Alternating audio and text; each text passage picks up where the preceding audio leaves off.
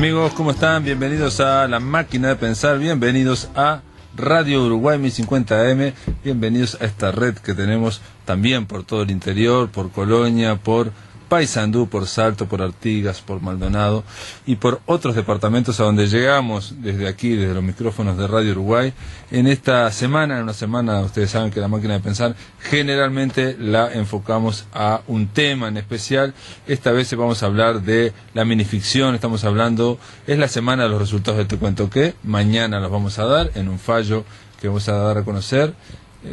Sobre los que ganaron, el que ganó primero, segundo, tercero, las 10 menciones, los 87 finalistas que acompañan la selección de los 100 mejores minicuentos del 2012 en esta sexta edición. Pero también vamos a hablar en torno a lo que es la minificción.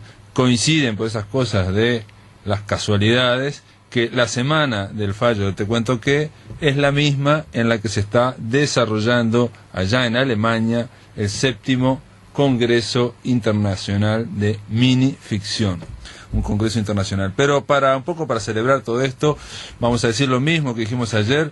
Estamos regalando, señoras y señores, 3 libros, 3 ejemplares de El Libro de Oro del Te Cuento Qué. Saben, es un libro que editamos y que fue presentado en la Biblioteca Nacional en mayo pasado. En la Biblioteca Nacional lo presentamos.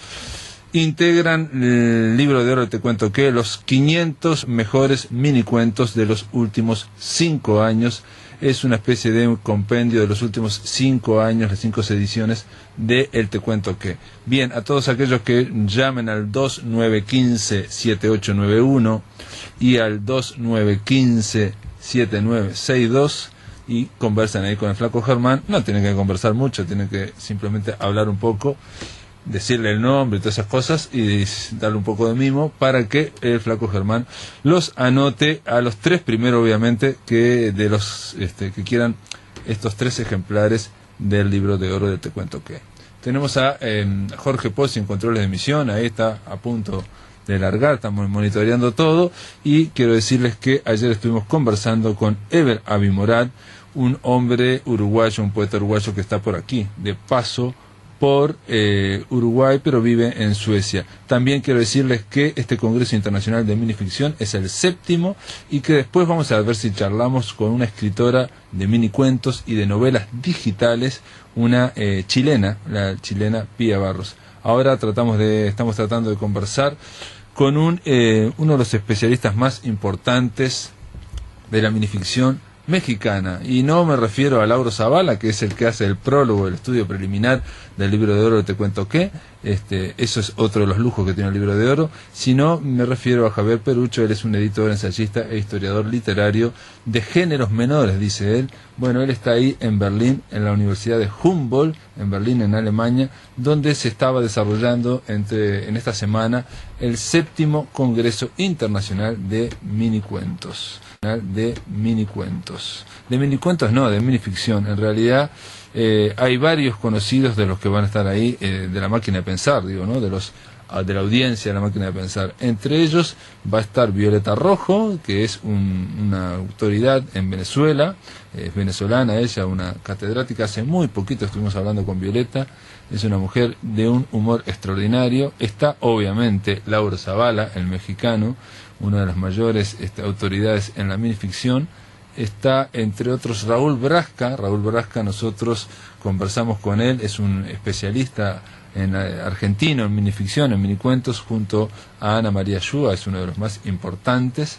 Está, bueno, en fin, hay una serie, está, digamos, toda lo que sería toda la pléyade de la gente que se encarga de este fenómeno tan del siglo XXI, que es este fenómeno llamado la minificción, el minicuento, el minirelato, en fin, tiene una serie de nombres. Cuando se habla de que es el 7º Congreso Internacional, es porque hace 14 años que se están reuniendo, se reúnen cada 2 años. Creo que el primero fue en 1998, cuando estuvo por aquí la escritora española María Tena. Tuvo la amabilidad de mandarme de enviarme un libro con las actas de ese congreso en Salamanca, el congreso, el primero o el segundo congreso internacional de minificción, y ahí pude ver un montón de artículos sobre la minificción, y ahí la verdad que nos dimos cuenta de que este fenómeno es muy potente en países como Argentina, como México, como España, pero también en otros países como Chile o por ejemplo Perú, para sin ir más lejos, ¿no? En Colombia también, en Colombia hay revistas especializadas. Todo esto hace que Uruguay, en cierto sentido, quizás haya ido un poco a la saga de lo que fue este movimiento, que reitero, se da sobre todo a fines de la década del 90, 1998, 1999, como congreso, como reunión de especialistas, como, digamos, según palabras de Ana María Yúa, primero está el fenómeno literario, la minificción, y después se juntan los críticos y crean una prescriptiva, crean un marco de referencia, y en eso intentan, bueno, dialogar, pensar sobre eso. Por ejemplo, leía ahora en torno a este Congreso Internacional de Minificción que en el idioma castellano, en España, en el español, ya hay más de 100 antologías publicadas de mini relatos, de microficción, de minicuentos, antologías que tienen que ver con la producción que se da no solo en América Latina, sino antologías nacionales. El primer libro antológico, la primera antología de textos breves y extraordinarios se llamó así porque fue creada increíblemente en el Río de la Plata por dos adelantados que ustedes van a conocer inmediatamente cuando se los comente. Uno de ellos se llamaba Jorge Luis Borges, el otro se llamaba Adolfo Bioy Casares. Los dos, en parte con ese espíritu lúdico que tenían, hicieron una antología que se llamaba antología de textos breves y extraordinarios, y en ellos pusieron hasta textos auténticos de ellos, digamos, originales, pero hicieron una selección muy amplia y con una mirada muy certera sobre lo que sería luego el fenómeno de la minificción, en el cual queda de manifiesto que lo que manda es el ojo del lector. No basta solamente con hacer un minicuento, una minificción. Borges y Bioy Casares, en aquel libro que fue pionero, ¿no?, la antología de cuentos breves y extraordinarios, por ejemplo, pusieron textos breves y extraordinarios, por ejemplo, pusieron textos textos sacados de una obra de teatro, por ejemplo, creo que era Ricardo III. Bueno, pero cambió el orden de los factores, no altera el producto, así que vamos a recibir, puede ser, a Pía Barros. ¿Estás ahí, Pía? Estoy aquí. ¿Cómo andás? Muy bien, muy bien.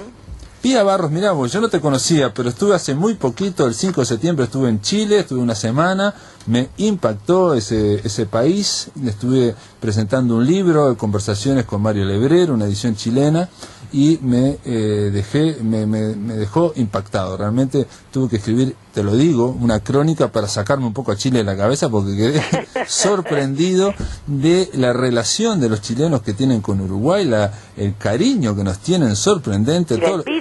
No, pero yo que sé, todos los chilenos con los cuales conversé, todos conocían Montevideo, todos habían venido, y todos mis amigos acá en Montevideo, nadie conoce Chile, no tiene gollete, porque no saben lo que se están perdiendo, ni siquiera saben lo barato que es ir por avión, ida y vuelta. Bueno, Pía Barros es una melipillana. Ahí te tengo que preguntar qué es. Melipilla es una ciudad chiquitita que queda, o sea, era un pueblito cuando yo estaba ahí, ahora es una ciudad chiquita, es una ciudad dormitorio a estas alturas de Santiago, es un pueblito, y yo soy de Melipilla, soy provinciana. Provinciana, pero por ahí nomás, si estás ahí en Santiago, Bueno, claro, me vine muy joven, ahora soy muy vieja, pero me vine joven acá, y desde entonces estoy en Santiago, pero siempre tengo el corazón en la provincia. Pía se define como fumadora empedernida, feminista, tallerista por convicción y por doctrina, casi nada. Claro. Bueno, pero soy fumador y tú puedes ver la voz que tengo. Pía, y aparte escribes novelas digitales, escribes libros de minificción. Leí un minicuento muy lindo dedicado a Lauro Zavala, la verdad que te felicito, sí. Me gustó mucho ese. bueno, gracias. Sí. Incluso les puedo decir a los amigos que nos están escuchando de La Máquina de Pensar que es fácilmente, pues lo pueden leer, porque si van al blog de La Máquina de Pensar, ahí está linkeado, está vinculado, y si no, van a sinosargo.cl y ahí escriben Pía Barros Cuentos y van a ver varios minicuentos muy lindos. El de Lauro se llama Cuento tal vez oído en un bar a las 3 de la mañana, y la verdad que está excelente. Qué bien que te haya gustado. Sí. Pero tengo muchos más, porque yo empecé hace muchos años haciendo talleres durante la dictadura en Chile, que estaban prohibidos. Hay que recordar que pasó lo mismo que en Uruguay, pero ustedes murieron más. Nuestros dictadores fueron más famosos nomás. Pero en esa época yo estaba en la universidad y yo hacía talleres, que como teníamos en la universidad la prohibición de juntarnos más de 5 sin pedir permiso, eran sumamente clandestinos. Entonces en los talleres yo siempre empecé a enseñar la minificción, porque fue un estallido que cundió por toda América. Probablemente no conozco la versión en portugués, pero se me ocurre que si con la tremenda y larga dictadura que tuvieron los uruguayos, debieran haber tenido muchas minificciones, pero no conozco eso. Dice que en Paraguay hubo bastante minificción, más bien un par de cultores muy interesantes, y que en Latinoamérica, a medida que se incrementaban las dictaduras, crecía este deporte, entre comillas, de la minificción, que son estos aspectos tan intensos, tan rápidos, tan como donde se busca la síntesis, la inteligencia del lector, esa complicidad con el lector. Entonces, yo empecé a enseñarlo muy rápidamente, entonces empecé, en ese entonces tendría, no sé, 19 años, 20 años. Pero estás hablando de los 80, 56, claro. No, y ahora tengo 56, momentos, soy más vieja. No. Y a inicio, entonces, en esa época ya enseñábamos como la minificción. ¿No? Y había varios chilenos también que estaban en el exilio que eran practicantes de esa minificción. Vos sabés que antes de hablar ahora con vos, estaba conversando un poco del Congreso Internacional de Minificción que está ocurriendo ahora en Berlín, y bueno, un poco de esta semana nosotros estamos hablando de minificción porque organizamos acá en el Uruguay, organizamos un concurso de minicuentos por SMS, y bueno, mañana vamos a dar el fallo, ¿no? Hubo más de 15.000 SMS esta vez recibidos, pero una cosa que yo decía era que en Uruguay no hubo ese impacto, ese estallido que se empezó a producir a fines o por lo menos mediados de los 80 en distintos lados, en Argentina, en México, en España, en Chile también, y aquí no hubo. Aquí hay, digamos, que son más poéticos. No sé, aquí hay escritores, por ejemplo, como Galeano, que es estudiado en la minificción, de la minificción, pero él niega la minificción, él dice que los suyos son ventanas, son textos chicos. Pero, esos son poetas los uruguayos. Sí, bueno, viste que el perro, aunque le cambie el collar, sigue siendo el mismo perro, ¿no? Bueno, hay muchas cosas también que tienen que ver con y muchos alegan y dicen que algunos de los minificciones y de los que trabajamos en esto, estamos haciendo poemas escritos hacia el lado. Claro. Pero no es verdad tampoco. O sea, yo creo que la gracia que tiene la minificción es este parentesco con todos los cultos, digamos, y es un género híbrido. Y por eso es tan interesante, y por eso es tan joven también en su esencia, porque tiene como el estallido de la muralla. Claro. Es algo para ser escrito y correr. Entonces, yo siempre me acuerdo que de esta cosa típica que a uno le decían que en el colegio, que era la muralla es el papel del canalla. Entonces te dejaban puestas estas cosas escritas en los baños. Claro, que son como los grafitis, por ejemplo. Claro, entonces abajo escribía uno así, pero no he visto nunca a nadie limpiarse el poto con la muralla. Entonces era como toda una risa con esta historia de que de todo esto es como cosas de reglas, y de algún modo siempre tuvo que ver en la minificción con esto de romper las reglas. Y no tendrá que ver, digo, estoy pensando ahora en voz alta, Pía, mirá que en Chile, cuando yo fui ahora me decían, obviamente Chile es un país de poetas, de señores poetas, y me decían también que es un país de cronistas, o hay muchos, me sorprendió la cantidad de gente que le gusta la crónica, ¿no? Y pero que lo que le gusta a la crónica en este momento es porque Pedro Lemebel, exacto, gran amigo, creó un sistema narrativo distinto con una crónica urbana que también nace con sus trabajos en los años 80. Nosotros hicimos muchas cosas juntos, además. Entonces, y sé que Pedro empezó con el sistema de la crónica y después logró conseguir que él ser publicado en un diario. Sí. Entonces, salían sus columnas y la gente se hizo adicta a este tipo de escrituras y este tipo de sarcasmos y en el fondo de repensar lo que está ocurriendo con lo coyuntural desde otro lugar y desde la visión de alguien con opinión propia. Sí, sí, me mencionaron a ese escritor y gente que la lee todas las semanas, y bueno, yo leí una crónica, realmente a mí no me impresionó tanto, pero porque no estoy dentro de ese sistema o esa estética, porque me llamó la atención que, digamos, como que hay mucha ficción en esa crónica, ¿no? Me pareció, digamos, ¿no? No es la crónica a la que estábamos acostumbrados, que es una crónica de costumbre o una crónica que te da cuenta de ciertos espacios. Es una crónica que tiene opinión, que tiene un lenguaje bastante farragoso y una estética gay que es muy interesante ahí también, pero que tiene que ver con todo lo que es el lenguaje barroco, con la sobrecarga y con la pasión en la escritura, pero sobre todo tiene opinión. No pretende esta cosa, también me parece muy absurda, del periodismo, de ser objetivo, que no existe la objetividad en la medida que existe, pasa por el lenguaje. Entonces somos opinión, sino que es muy desembosada la opinión y está abierta a esa escritura que se va haciendo en la medida en que se va escribiendo y se va sintiendo esa rabia de vivir en una ciudad que siempre es injusta y todo ese tipo de cosas. O sea, Pedro tiene una estética muy política también. Sí, sí, bueno, también yo ahora escuchándote estoy pensando que la crónica, si bien puede ser de hábitos, de costumbres, que como se desarrolló en España, también siempre tuvo un fondo de látigo, ¿no? De crítica social, ¿no? Hay un trasfondo. En esa tradición. Como la novela policial. Como la novela policial, exactamente. Sí, sí, es como una observación, digamos, del mundo, pero una observación criticándolo, ¿no? Claro, no una pretensión inocente. Exacto, sí, sí, sí. Es bien, digamos, una mirada al sesgo desde el punto de vista de los ojos del escritor, no de un escritor. Sí, a mí me encanta. No, a mí me sorprendió porque aquí en Uruguay... No tengo la capacidad de practicarla, pero sí me encanta. Bueno, es lo que yo noté, digo, a mí me hablaban de la crónica, bueno, yo estuve con Pancho Moa, de un escritor que dedicado a la crónica, bueno, él fue el que editó Conversaciones con Mario Lebrero en Lolita Editores, pero hubo un montón de gente más que me empezaron a nombrar otros escritores, y yo dije, pero che, acá en Uruguay no existe la crónica y ustedes están fascinados. Y me dijo alguien que era como una nueva salida de la narrativa, ¿no? Me decía que no hay el tema de las novelas. ¿Cómo estás, Pía Barro, ahora? ¿Qué estás haciendo ahora vos? Después de eso, es una persona que está produciendo mucho, que ha sido traducida y que has figurado en muchas antologías. ¿Qué estás haciendo ahora, por ejemplo?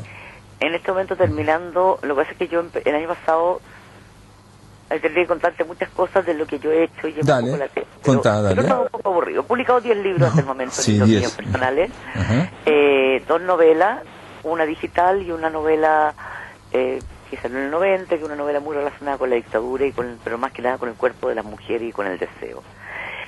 Muchos libros de cuentos, porque me encanta el cuento, y libros de minificción. En total son 10. Pero durante toda mi vida, como he hecho mucho trabajo con políticas de mujeres, situaciones de género y todo, siempre quisimos, con un grupo de mujeres que hacemos cosas y editamos cosas acá, queríamos haber hecho una antología contra la violencia de género. Mira. Hicimos un libro objeto con microcuentos y con cuentos que se llamaba Ni una más. Y siempre buscamos por todos lados apoyo de gubernamental, no gubernamental, nadie nos apoyó. Y finalmente, gracias a un casino, yo gané un dinero y otro poco que logramos juntar, convocamos a todas las escritoras de Chile, a todas las que quisieran participar en Chile y afuera, que fueran chilenas, digamos, residentes acá, a hacer una antología que se llama Basta, más de 100 mujeres contra la violencia de género. El límite eran 150 palabras. Mirá, 150. Y sacamos una antología que presentamos justo porque fuimos a un congreso de minificción en Mendoza y presentamos esa antología, volvimos a Santiago y ya indicamos a las mujeres en Argentina también cómo hacerlo, como tengo muy buenas amigas ahí, grandes escritoras, Anita Chúa, Luisa Valenzuela y otras, digamos, ellas mismas empezaron a apoyar esta antología y ya está lista la Basta, más de 100 argentinas contra la violencia de género. Nosotros en el intertanto sacamos una segunda edición, que es imposible porque tenemos distribución prácticamente mano a mano, no teníamos cómo, pero vendimos toda la primera edición y antes de 4 meses habíamos vendido toda la segunda edición. Mira. Y ahora tenemos la tercera edición. Entonces en el intertanto unos amigos empezaron a alegar que porque solo mujeres, que los hombres también estaban contra la violencia de género y que querían ser ayudistas un poco en esto. Entonces hicimos con las ventas de esa antología, publicamos otra antología que basta más de 100 hombres contra la violencia de género. Y participaron escritores muy consagrados, junto a escritores emergentes, de todo, con cuentos de hasta 150 palabras. Y después de eso, mi amiga y una gran precursora en la psicología y en el trabajo sobre el abuso infantil, me decía, esto siempre te ha preocupado, ¿por qué no lo tomas? O sea, acabamos de lanzar hace una semana atrás el Basta, más de 100 cuentos contra el abuso infantil, con la misma característica.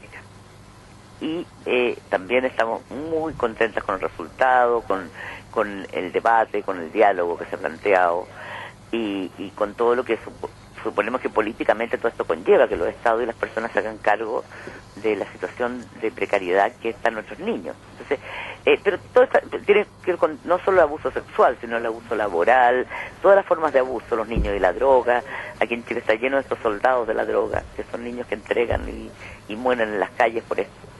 Entonces, todas las formas también que tienen que ver con esta forma del abuso. Y acabamos de terminar con eso, así que estoy muy agotada porque llevo en el fondo un año de haciendo, congregando, editando, discutiendo, peleando con la gente que quedó afuera de la antología. Esas cosas terribles. Sí. Porque aunque tú no lo creas, siempre hay más de 100 que quieren participar. Claro. Y ahora acabamos de terminar ayer de corregir la traducción de la primera, de la antología Basta, más de 100 mujeres, que la traducción del inglés, que trabajaron unas traductoras maravillosas. Y yo me la llevo ahora en febrero porque enseño en Estados Unidos, tengo que estar en 2 universidades, y llevo esa antología para mostrarla ya a su vez, para trabajar en la Universidad de New Haven con chicas latinas que hagan su Basta contra la violencia de género, y hagan su web y suban sus comentarios. La idea es como reproducir esto. Y ha sido muy bonito. Mirá qué bien. Vos sabés que yo ahora estaba tratando de hacer memoria porque esto alguien ya me lo contó o me contó pero no me puedo acordar quién. Yo estuve con Flavia Radrigán, pero estuve con una serie de mujeres. Flavia está en la antología, sí. Pero con Flavia estuve el año pasado, digamos, hablando porque visitó Maldonado. Pero Violeta Rojo, por ejemplo, ella Violeta Rojo también. De Basta 100 venezolanas contra la violencia de género. Mirá. Y hay otra chica en Berlín que es argentina, que está haciendo las 100 alemanas contra la violencia de género. Mirá. Entonces, y está reproduciendo. Todavía, mira, en Uruguay estoy buscando, porque tenía una amiga que no me pude contactar con ella, porque yo voy mucho a Uruguay, tengo nieta uruguaya y nieto uruguayo. Bueno, avisá cuando vengas por acá, ¿sí? Así conversamos. Gritaré, por supuesto. Dale. Y estaba buscando a Rosario Peirú, pero no la encontré. Entonces, y ahí tengo que ver varias otras amigas para ver cómo podemos organizar un grupo de mujeres que lo hagan desde allá y que lo hagan con las propias narrativas uruguayas. Claro, yo lo que me surge como comentario es el Te Cuento Qué, digamos, este concurso de minicuentos por SMS, que quizás podría estar emparentado muy lejanamente con otro concurso que hay muy prestigioso, que se llama Santiago en 100 palabras allá, ¿no? Sí, es por correo electrónico, este es por SMS, con lo cual son 160 caracteres, son casi como unos Twitter. Y lo que noté esta vez, porque ya obviamente ya están seleccionados los cuentos y mañana vamos a decir quiénes son los autores, es que por primera vez noté, eso ya lo había notado en series anteriores, ¿no? En las ediciones anteriores, pero ahora noté un poco más el tema de la violencia de género o de la violencia doméstica, como se llama aquí, que de alguna forma en Uruguay en este año, ¿no? En los principios de este año, en los primeros 6 meses, fue una cosa como muy brutal, cómo saltó a nivel de medios de comunicación, de televisión. Las cifras dan que va creciendo de una forma casi exponencial, o sea, sigue creciendo, ¿no? Pero lo que saltó fueron algunos casos, como siempre ocurren, muy violentos, sobre todo contra niños o bebés, en fin, y contra mujeres, obviamente. Y en ese paquete que se llama violencia doméstica, por decirte. Bueno, noté por primera vez minicuentos referidos a eso.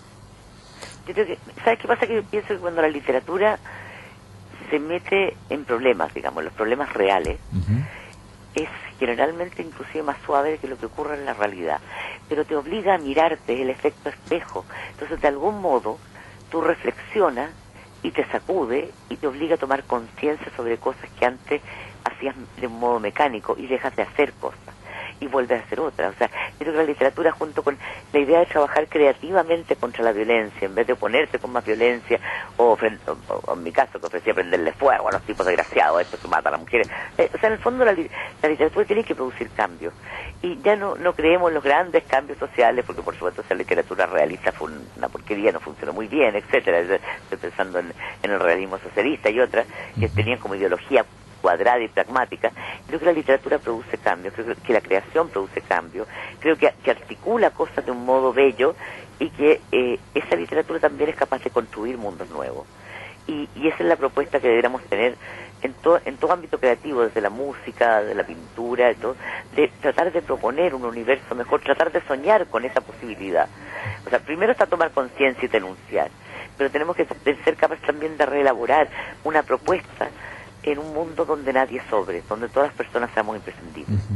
Sí, yo pienso que para empezar, como mínimo, el arte tiene que cuestionar y tiene que desestabilizar visiones. Yo estuve en Santiago y vi, por ejemplo, estuve 4 días nomás, pero vi una obra de teatro que me sorprendió, el clamor de la gente, la fuerza de los gurises que iban a verla, me sorprendió, y la obra en sí, la emoción que descarga, increíble. Se llama Gladys, la obra de Elisa Zulueta. Nosotros entrevistamos a Elisa, una impresionante, y aparte el día que yo fui, por esas casualidades, había una especie de foro después de la obra entre el público y los actores, donde el público preguntaba, y vi cosas maravillosas. Entre otras cosas, vi un señor que no pudo terminar de preguntar de tanta emoción que le había generado la obra. Y una de las características de esa obra, Gladys, es que precisamente cuestiona, pero hace como un gran cuestionamiento, un gran señalamiento de la herida de Chile, pero no vi que propusiera o quisiera, simplemente cuestiona y la expone a la herida.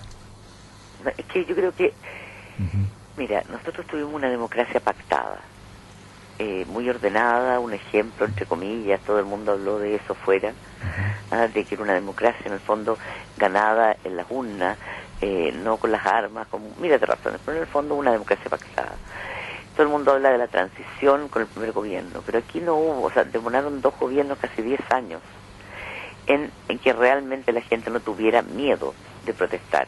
Yo sentí cuando tuvimos las primeras protestas callejeras y protestabas contra un gobierno que tú mismo habías votado y elegido porque no te gustaba cierta acción o cierta cosa, que por fin tenías democracia, pero no tenías miedo a salir a la calle y exponerte o cuestionarte ciertas cosas. Por lo tanto, nosotros tenemos una democracia muy nueva, demasiado nueva. No son 20 años, son recién 10, 12 años de prácticas democráticas y de reconstrucción de una civilidad absolutamente perdida y desarticulada. Entonces, en toda esa forma de cosas tenemos heridas, yo creo que en Latinoamérica entera, pero en Chile la impunidad fue la marca. Y esa impunidad generó un nivel de escisión social muy grande. Entonces, hay gente que todavía sigue con unos pensamientos que tú dices, pero la gente discute esto como si estuviéramos en plenos años 60. Y hay otros que también tienen ese sistema del ganador, que esta cosa perdona vida, ay pobrecito, sí, bueno, ya cambiemos de tema, que estamos aburridos de hablar de eso. Pero hay cada vez que todavía no aparecen. Hay mucha herida abierta. O sea, este es un país en duelo. Y tendrían que morir 3 generaciones para que se quitara ese duelo.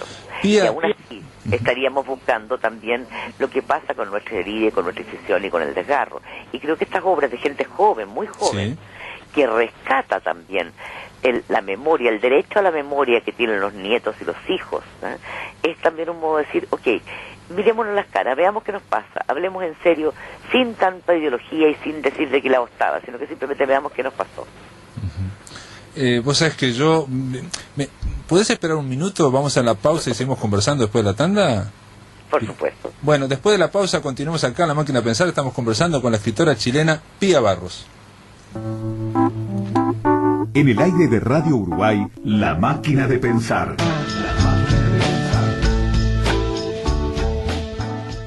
Seguimos conversando acá en La Máquina de Pensar. Estamos conversando con Pía Barros. Ella está en Santiago de Chile, es una escritora chilena que ha escrito novelas digitales, ha escrito libros de minicuentos. Estábamos conversando ahora, Pía, en el bloque anterior, sobre esa herida de Chile. Bueno, obviamente es algo que impresiona, y sobre esas obras de teatro de Gladys.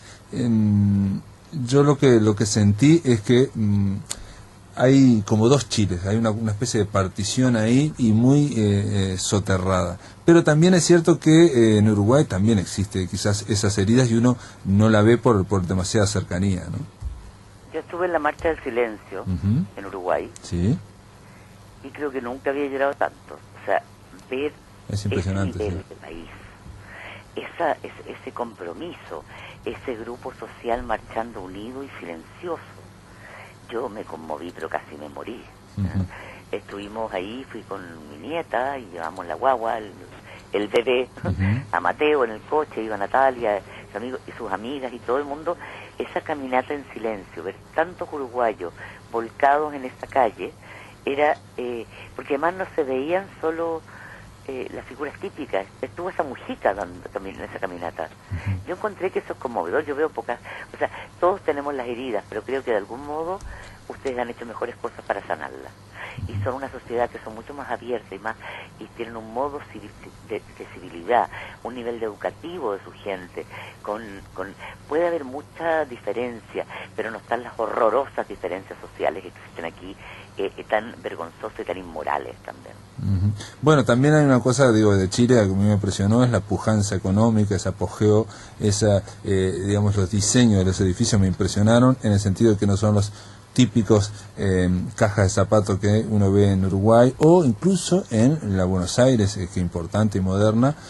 Chile hay como está con un apagón gigante. Bueno, Chile hay como una vocación de ultramodernidad, digamos, de los edificios con un diseño. Al principio yo saqué fotos de algunos edificios, pero dije no pude sacar, porque si no vivo sacando fotos a todos, porque hay una voluntad de diseño, de diferenciación, de decir esto es lo moderno, y que no lo veo ni en Uruguay ni lo veo en Argentina, digamos, no en ese sentido, ¿no? Es decir, hay una pujanza económica. Pero esa pujanza económica también es ostentosa y es de mal gusto. Ah, sí, eso es muy ostentoso. Sí, porque también puedes ver que hay un casco histórico destruido, ¿no? En beneficio, entre comillas, de esta modernidad, donde desalojan gente, donde instalan mucho espejo, mucho edificio con espejo, mucho vidrio, en un país terriblemente sísmico. Entonces también ves que hay... yo siento que, bueno, soy muy crítica también de mi país porque lo amo.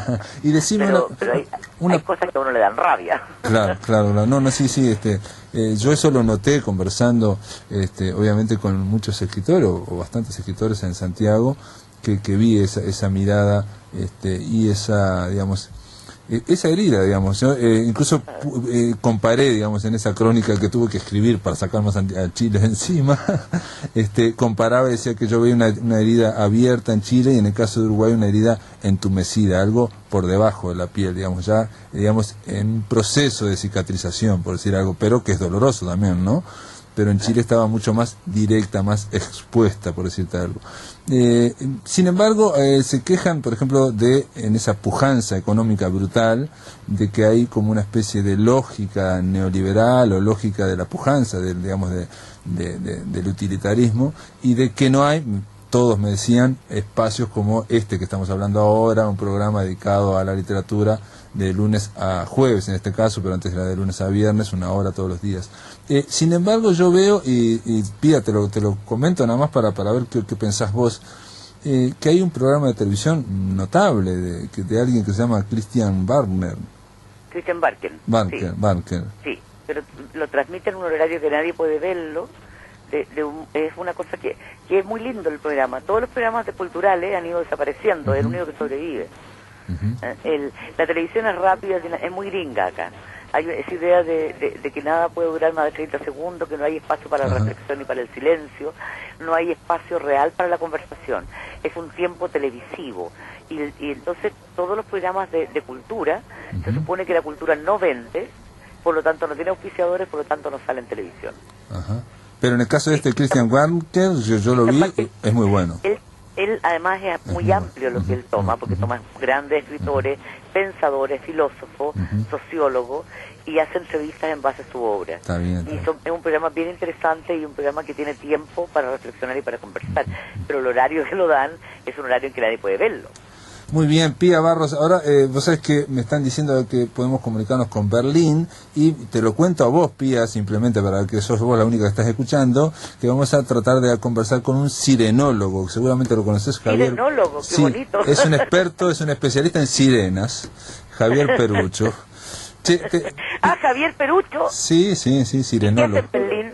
En el Congreso Internacional de Minificción. Perfecto, ya. Che, te mando un abrazo, Pía, y cuando vengas acá... Gigante, y por favor abraza a Javier, dile que son muy grandes sus minificciones, etcétera. Y un abrazo a ustedes y espero estar pronto por Uruguay y pasaré a visitar. Avísame, ya te vamos a poner la gacetilla para que recibas la máquina de pensar, la gacetilla, a ver si quedamos en contacto y nos puedes avisar cuando vengas por acá. Te mando un beso grande.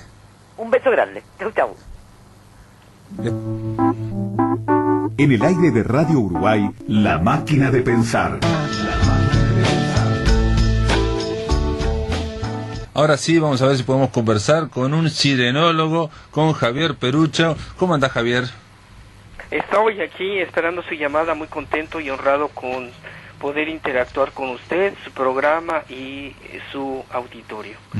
Que me pregunte y yo trataré de estar a la altura de su audiencia.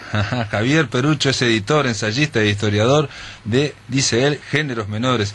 Javier, te acaba de mandar un beso grande una amiga chilena, Pía Barros, diciendo que tus minificciones son gigantes. A pesar de su tamaño, creo que sí. Javier, estás junto obviamente con el otro, un gran amigo de La Máquina de Pensar, de este programa, porque entre otras cosas hizo el prólogo del libro de oro del Te Cuento Qué, el concurso de minicuentos por SMS que organizamos nosotros, el profesor Lauro Zavala, que entiendo también está ahí en Berlín. Javier, ¿cómo fue el congreso de minificción? Yo estuve viendo algunas fotos que vos pusiste en el blog, vi a Raúl Brasca, vi gente conocida como Violeta Rojo, vi gente conocida por teléfono que hemos hablado nosotros, ¿no? ¿Cómo estuvo? Sí.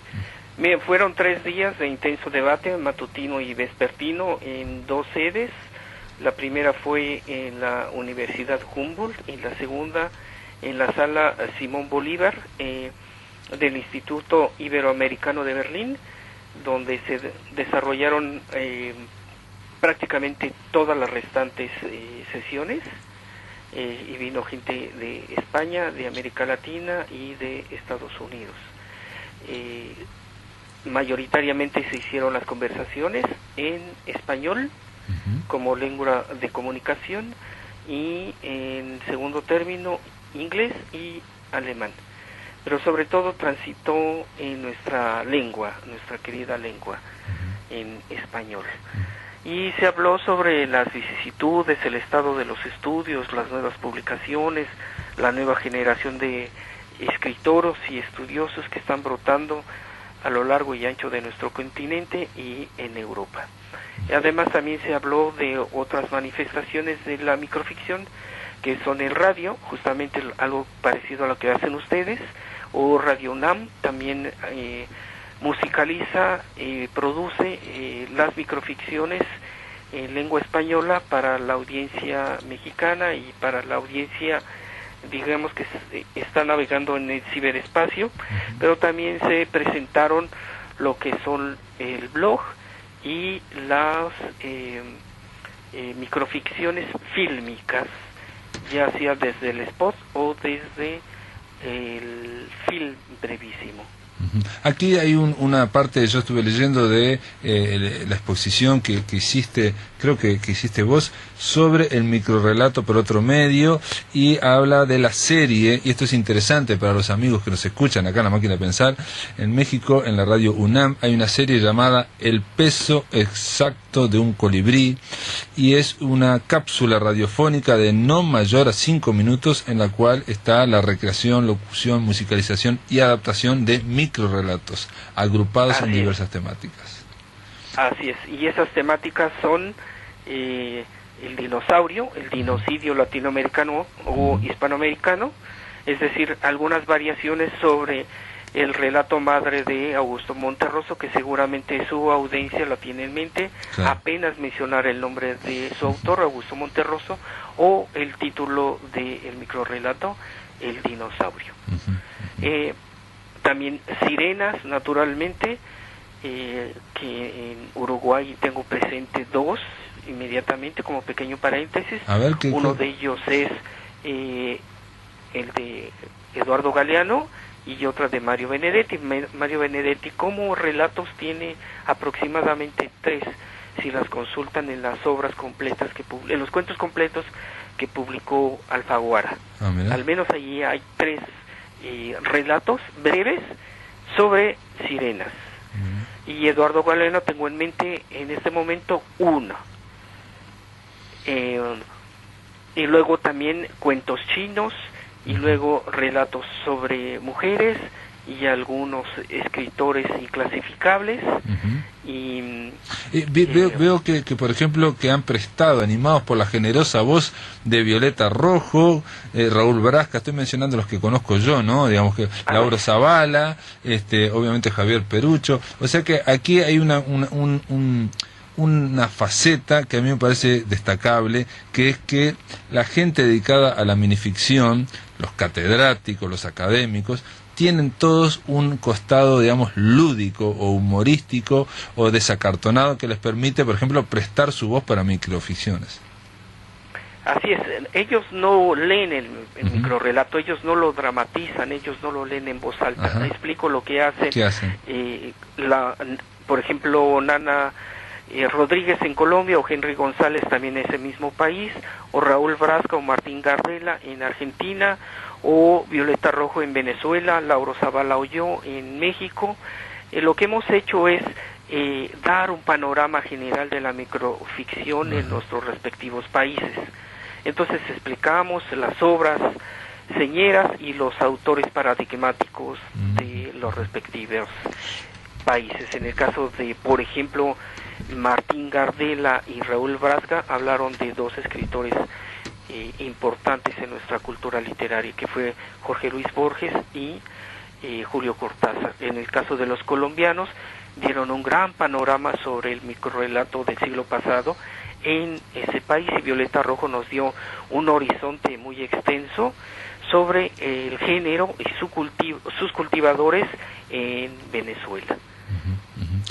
Lo que tenemos pensado, futuramente es una entrevista con Eduardo Galeano, hacer un monográfico sobre el bestiario latinoamericano, la ambientación, musicalización y adaptación radiofónica de los microrrelatos inéditos de José Emilio Pacheco.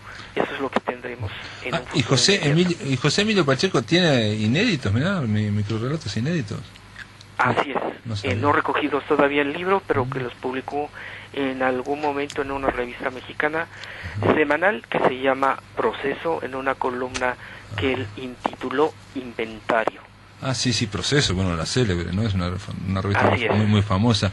Y en el caso de lo que estamos haciendo acá en Uruguay, digamos, muy humildemente, con este concurso de minicuentos por SMS, que Lauro Zavala plantea que sería la tuicción, ¿no? La ficción en formato Twitter. ¿Se ha abordado, se ha conversado algo de ese formato? En esta sesión no hubo una expresión sobre esa particularidad de la novísima expresión de la literatura. Lo que más se habló fue del spot, del blog, de la radio y de los cortometrajes fílmicos, que son, digamos, estructuras paralelas a lo que es un microrrelato literario. El tweet y este último modalidad expresiva tan propia de Internet, aún en este momento no se ha tocado, pero bueno, ese es un descuido tal vez de los organizadores, o una falta de voluntad creativa o crítica de los ponentes y nuevos analistas de este fenómeno. Pero tenemos entendido que al menos en México hay 2 o 3 escritores que se expresan en esta modalidad y que han reunido últimamente sus libros en un libro, es decir, han transitado de formato de soporte virtual a celulosa, lo que han escrito en esta modalidad de expresión literaria que es el Twitter. Estoy hablando de Alberto Chimal, por ejemplo, o de José Luis Zárate. José Luis Zárate, los escritores mexicanos, jóvenes, digamos que la nueva guardia, que además el tweet, quiero pensarlo yo en este momento, si me equivoque, por favor que su audiencia me lo demande, el tweet está muy relacionado con las expresiones juveniles, o al menos con ese estrato social, en mi percepción. La tuicción como digamos, neologismo para tratar de decir ficción en formato Twitter, es una ficción que tiene no más de 140 caracteres, en el caso del SMS tiene 160, pero estamos hablando de lo mismo prácticamente, es igual. Así es. Tanto Violeta Rojo, cuando yo la entrevisté hace muy poquito, ponerle hace un mes, ella decía que cada vez más le gustaba más la tuicción, o como el propio Lauro Zavala, que lo menciona, el tema es que estamos ante un término y una modalidad que es, como decís vos, novísima. Estamos hablando de algo que tiene un par de años, 1 o 2 años, y quizás por eso todavía no hay un análisis, una prescriptiva o un abordaje. En el caso me parece muy interesante lo que acabas de decir, Javier, de esos 2 escritores mexicanos que escriben en formato Twitter, pero después lo llevaron al libro, a celulosa, al papel convencional, porque es lo que acabamos de hacer nosotros este año, y creo que es por primera vez en Uruguay, que es un libro con 500 SMS, con 500 twitters, 500 minificciones, que son el compendio de los 5 años de este concurso de Te Cuento Qué. Y para Uruguay me parece una cosa interesante, pasar de lo digital al papel, cuando en realidad la corriente es al revés, es a la inversa, ¿no?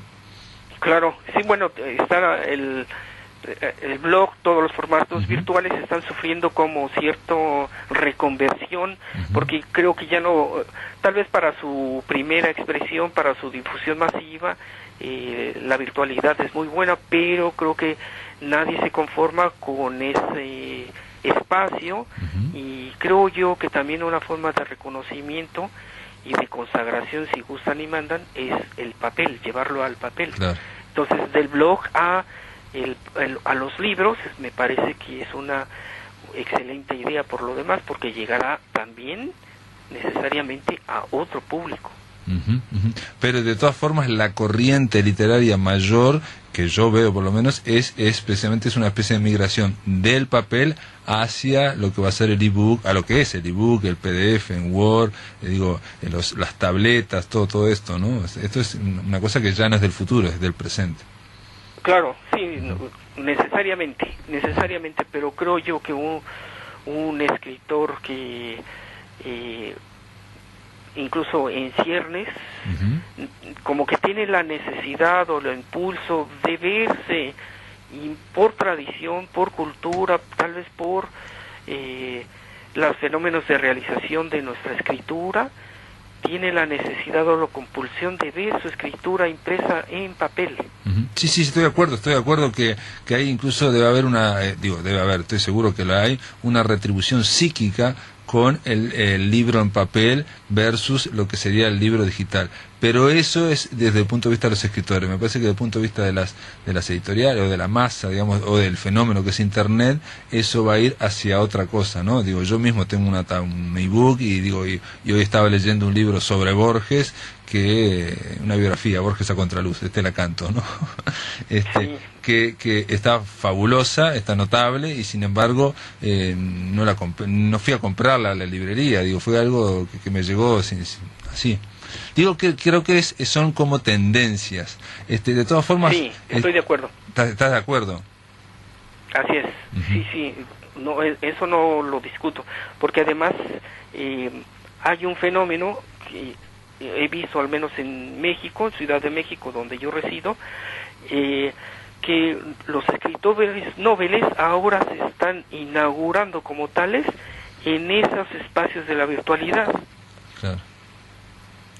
Y ahora, como antiguamente nosotros, antiguamente para los escritores del pasado, hacíamos periodismo cultural, escribíamos alguna reseña, mandábamos un poema, algún cuento, alguna revista, algún suplemento cultural, pero ahora los escritores de hoy publican sus blogs en las revistas virtuales. Claro. Creo que también es un fenómeno que ustedes comparten, ¿no? Sí, sin duda, sin duda, sin duda. Javier, un poco para terminar, te agradezco esta aproximación breve, desgraciadamente breve, de lo que fue el Congreso, el 7º Congreso Internacional de Minificción, y me quedo con las ganas, mirá, de preguntarte, ¿un sirenólogo es aquel que va buscando, va pescando sirenas en la literatura? Y en las demás artes. En las demás artes y en la vida popular y todas sus formas de representación artística que no sé ustedes, pero en México tenemos canciones populares, claro, y tal vez ustedes recuerden la canción de Rigo Tobar que se llama Tuvimos un sirenito. No lo vi. Justo al año de casado. Ustedes búsquenla y por favor les pido que en algún momento de su siguiente emisión lo reproduzcan para que vean cómo es la música popular mexicana. Y nosotros también tenemos en la lotería, en un juego popular mexicano, en una de sus estampas, una imagen de la sirena. Casi toda puerto o pueblo marino en mi país tiene una representación de las sirenas, e incluso en tierra adentro hay libros, tenemos portadas, tenemos muñecas, en las marisquerías están con nombre o con alguna representación de la sirena en sus espacios interiores. Hay esculturas, hay bueno, no sé, en México sobreabundan las sirenas, todas las formas de representación que usted se pueda imaginar, incluyendo esculturas al aire libre, y no es una exageración, sino quien conozca mi país estará de acuerdo que en alguna esquina, en algún puerto, en algún pueblo hay una representación de sirenas. No sabes, digo, desgraciadamente no conozco México. Sí me acuerdo de una canción de Víctor Manuel, el del español, que se llama La Sirena, que cada vez que lo he ido a ver a Víctor Manuel me desgañito diciendo que la cante, pero jamás la ha cantado. Es una hermosísima canción, se llama La Sirena. Y te cuento nada más, Javier Perucho, y esto es un obsequio de acá, de Radio Uruguay, que en el 2009, en el concurso, te cuento que del 2009 o del 2008, perdón, del 2008, estoy equivocando, ¿sí?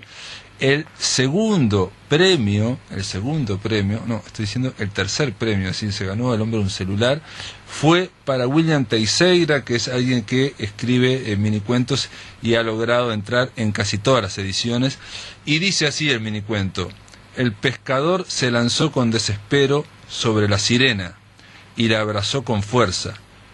Entonces, oculto tras una roca que azotaban las olas, el pez jaló del sedal. Ajá, muy bien, me agrada. Bien, yo le escribo y ya después solicito su reproducción para mi blog o para el siguiente libro que estoy preparando sobre la sirena en el microrrelato hispanoamericano, que reúne cuentos brevísimos, de España y América Latina. Y de Uruguay solamente tengo la representación de Mario Benedetti y Eduardo Galeano, cuyo cuento trata justamente de unas sirenas. Muy bien, Javier Perucho, te mando un abrazo de acá, desde Uruguay hasta Berlín, obviamente. Mandarle saludos a Lauro Zavala si lo ves en algún momento, porque... Claro que sí, lo veo todos los días, desayunamos o comemos juntos, y yo, en reconocimiento a su audiencia, si me lo permiten, mandaré por correo electrónico un microrrelato para el divertimento de su audiencia. Bárbaro, gracias, Javier, te mando un abrazo. Amigos y amigas, se terminó La Máquina de Pensar.